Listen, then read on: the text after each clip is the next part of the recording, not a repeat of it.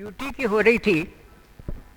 मैं तो इतना ही संदेश देना चाहती हूँ इसके बारे में कि पत्नी की माँ और पति की माँ तो माँ ही होती है। उसको चाहे आप सास का नाम दे दो, लेकिन होती तो वो माँ ही है।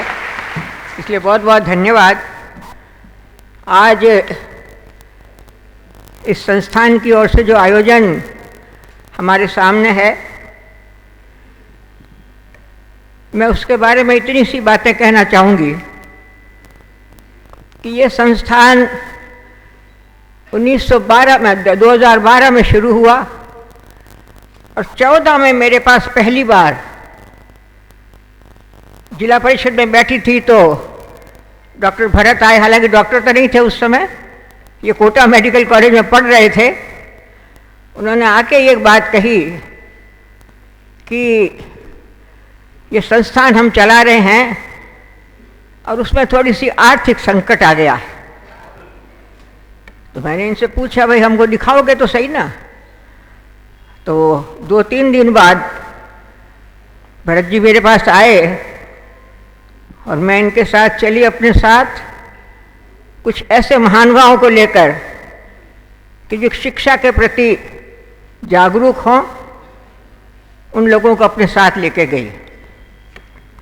संस्थान में घुसते ही एक प्राइवेट बिल्डिंग में हॉस्टल बना हुआ था और बच्चे वहाँ थे। कोई संसाधन कुछ नहीं थे, लेकिन जो कुछ थे उनको उस बच्चों ने इतने व्यवस्थित ढंग से रखा हुआ था कि देखते ही मेरे मन में तो ये जगह बन गई, यहाँ से निकले हुए बच्चे निश्चित रूप से होनहार होकर निकलेंगे। इससे भी अधिक आश्चर्य की बात यह कि हमने सवाल पूछे उन बच्चों से, बहुत सादे और सटीक जवाब दिए और ये निष्कर्ष हमारे पास सामने आया कि उन 50 बच्चों में से 13 बच्चे अनाथ श्रेणी के हैं। बताइए, ये जानकर किसी को मन को कितनी ठेस लगेगी कि आज कैसी मुश्किल परिस्थितियों में थे और उनको ये बच्चे लेकर आए। डॉक्टर भरत की तो निश्चित रूप से पहल थी ही, लेकिन चूंकि ये डॉक्टर्स इनिशिएटिव है तो मैंने भी जानना चाहा कि यह संस्थान आपने क्या सोचकर बनाया। उनका ये कहना था, इस जिले में पढ़े लिखे लोग कम, डॉक्टर कम, तो यहाँ के लोगों को जो चिकित्सा सुविधा है वो बहुत ही कम मिल पाती है। तो हमारी ये मंशा है कि हम इस संस्था से डॉक्टर्स बनाएं और वो डॉक्टर्स जो बनेंगे वो निश्चित रूप से बाड़मेर में आकर लगेंगे और यहाँ के लोगों की सेवा भी करेंगे। इस बेसिक उद्देश्य के साथ उन्होंने इस संस्था को खड़ा किया था और उसके बाद तो खैर निरंतर संपर्क इनसे बना रहा। और एक उदाहरण मैं आपके सामने और रखना चाहती हूँ इस संस्था का कि बालोतरा में हमारे पास भी एक वीर तेजा विकास समिति का छात्रावास है, जिसमें हमारे बच्चे और बच्चियां वहाँ पढ़ते हैं 9th से लेकर 12th तक।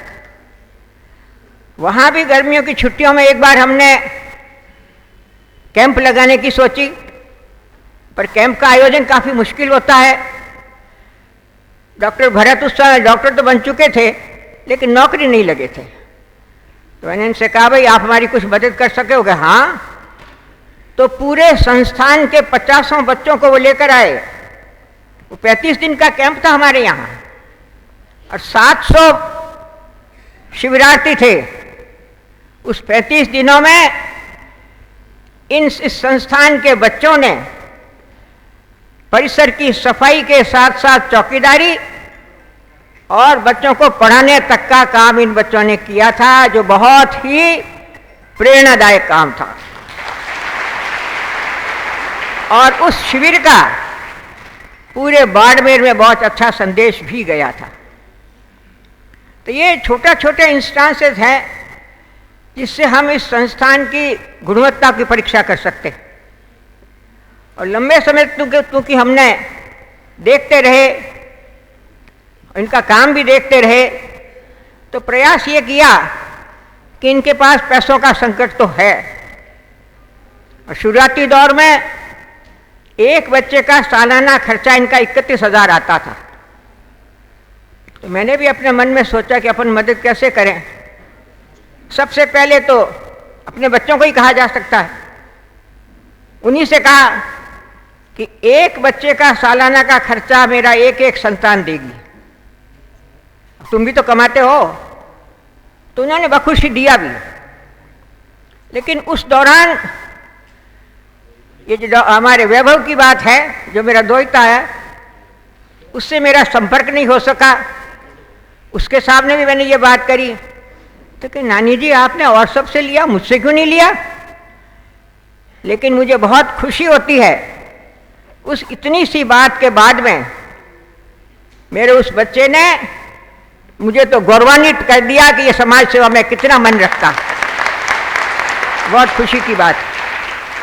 ये सारी बातें कहकर मैं कोई अधिक बातें तो नहीं कहना चाहती, लेकिन एक बात महत्वपूर्ण है कि शिक्षा तो दिलाई जा सकती है, लेकिन संस्कार देना बहुत मुश्किल काम होता है। और जिस तरह से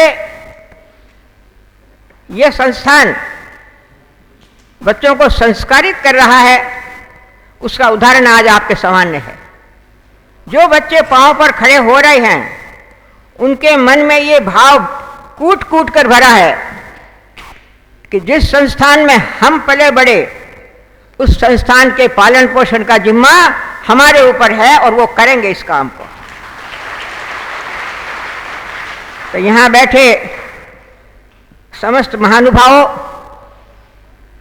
विद्यार्थियों, बहनों, ये एक बात मेरे दिमाग में जो आती है वो ये है